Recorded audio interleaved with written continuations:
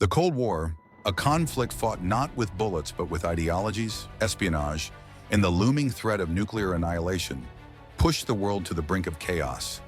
It was a delicate balancing act, each covert operation, propaganda effort, and military maneuver teetering on the edge of disaster. Did these acts of defiance and control truly serve as a safety valve, preventing the Cold War from erupting into all-out violence? Or did they heighten tensions, turning even the smallest misstep into a potential catastrophe? Nowhere were these stakes more evident than in Berlin, a city that became the epicenter of this ideological clash. Divided, monitored, and manipulated, Berlin stood as a microcosm of the global conflict. In this episode, we unravel the complex layers of Berlin's Cold War history, exploring whether this city was a pressure cooker waiting to explode or a battleground that contained the larger war. Berlin marks the arbitrary divide between two worlds. Very shortly after the defeated powers of World War II agreed to divide space and share uneasy alliances, a former capital full of vibrant life was soon at the center of escalating ideological clashes. Divided into sections ruled by the Allies and the Soviets, Berlin's fate quickly turned the once vibrant capital of Germany into a battle for democratic ideals against communism and freedom versus authoritarianism. However, Berlin's significance stretches far beyond its borders. Here, the Cold War, global and abstract, became intensely personal in terms of family, neighbors, and whole ways of living. But why Berlin? What are the secrets behind this city, which became the front line of politics, power, and human drama during the Cold War? In this episode, we untangle Berlin's transformation into the epicenter of the Cold War and unravel the events that made it the symbol of ideological division. In the last few months of 1948, tension had begun to build that would eventually rise to open confrontation with the Western Allies and the Soviets over one of the key confrontations in the early stages of the Cold War, the Berlin Blockade, where the Soviet, with the then head and leader, Joseph Stalin, wanted to consolidate their controls by cutting through all rail, roads, and even canals that went directly into West Berlin. This blockade was a calculated attempt to make the Western Allies, America, Britain, and France, leave the city and to make the entire state of West Berlin dependent upon the Soviet-controlled East for its survival. The Western Allies mounted an unprecedented and daring operation, the Berlin Airlift. Planes came around the clock, under the cover of darkness, to supply those in West Berlin with necessities, food, coal, medical supplies, and others. They landed as frequently as every few minutes and kept the city's 2.5 million alive, despite the Soviet land blockade. The airlift was not only a logistical triumph, but also a powerful symbol of determination and resilience. It showed the West was committed to defending Berlin and preventing Soviet aggression.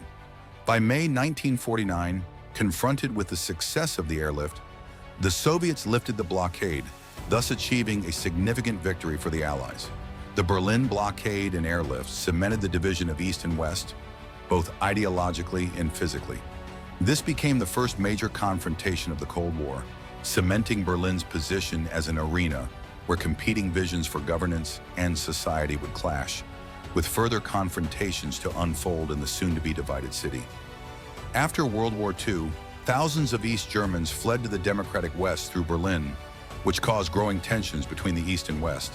By 1961, more than 3 million people escaped from East Germany through Berlin.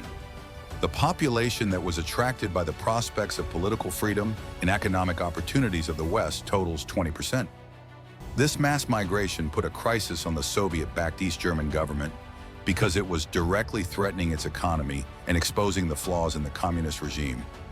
Under Soviet approval, at night on August 13, 1961, East German authorities initiated a shocking and drastic response. They started building the Berlin Wall.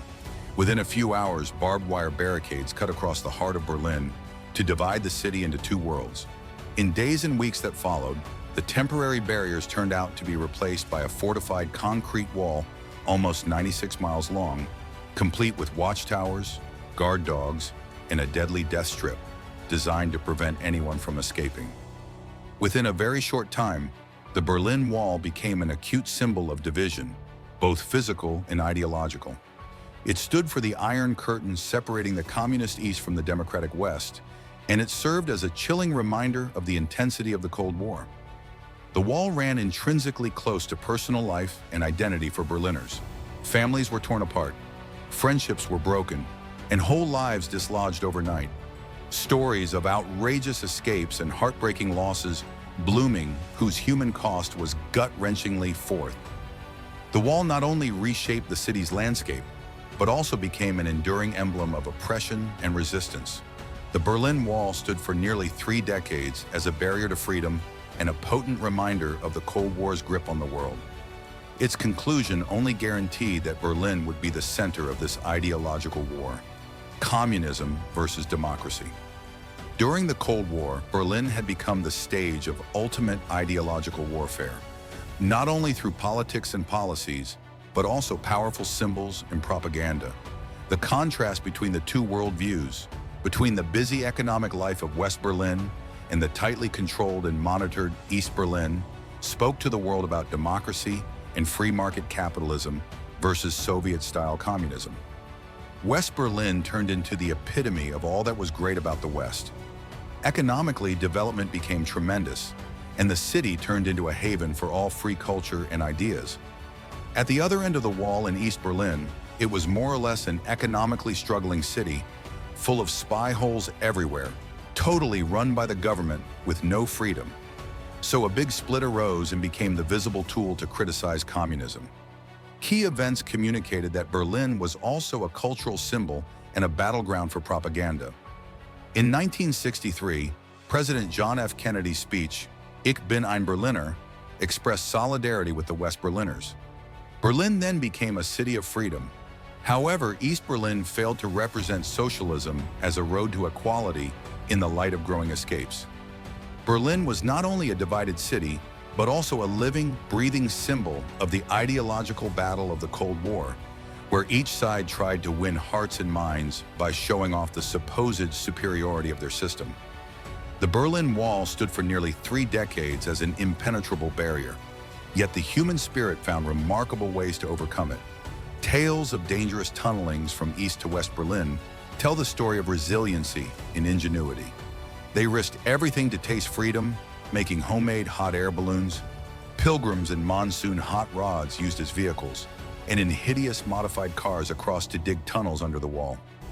One family, known internationally, used a zip line to swing across into West Berlin. Other families would face armed guards and barbed wire if they climbed under the cover of night. Each successful story of escape is a victory of bravery over tyranny, but at a very high cost. Many who tried were shot by border guards or caught and incarcerated. The wall was not just a physical barrier, it was an icon of how people were ready to sacrifice for freedom. These acts of defiance spoke for the human toll of division and just how far the people were willing to go to see their loved ones again or find a way out of the stagnating environment in East Berlin. Also, the Soviet regime began to wear thin through its cracks. Here, the wall was no more a symbol of oppression, but that society was desperate enough to lock citizens inside. Berlin was a microcosm of the Cold War battle between the United States and the Soviet Union. It was a focus of the conflict in the world and a site for proxy battles with Berlin as the chessboard in the game of superpower rivalries. Perhaps the most famous incident was at Checkpoint Charlie in 1961. It was one of the key crossing points between East and West Berlin when the United States and the Soviet Union lined up their tanks a few meters apart. The world watched it with horror as it threatened to explode into a direct war. But again, careful diplomacy diffused the situation, only going to underline further Berlin's position as a hotbed of conflict in the Cold War. Beyond the militarily confrontational, Berlin represented an ideological war more broadly. For West Berlin, an outpost of democracy and freedom surrounded by communist territory, it was an icon of all things Western. For the Soviets, East Berlin was a paragon of socialism, but its contrast with the prosperity of the West proved often too vivid to be beneficial. The division of Berlin contributed to heightened world tensions, as both parties used it as an endeavor in the attempt to reassert supremacy. Berlin became a Cold War battlefield, and martial fights occurred without any actual war, in which the stakes were nothing but the future of this or the other ideological world. The story of Berlin is about division and defiance. A city torn in two, not just physically, but also ideologically. Suddenly, its divided streets came to stand at the very nerve center of a global battle. Just as sharp a reminder of what happens when ideology carves its way through communities and families. But even at its darkest, Berlin was a city of hope, resilience, and humanity's indomitable spirit. But the question remains, was the wall impenetrable, or were its cracks always inevitable? How much healing would it take for a gravely scarred city to heal its divisions?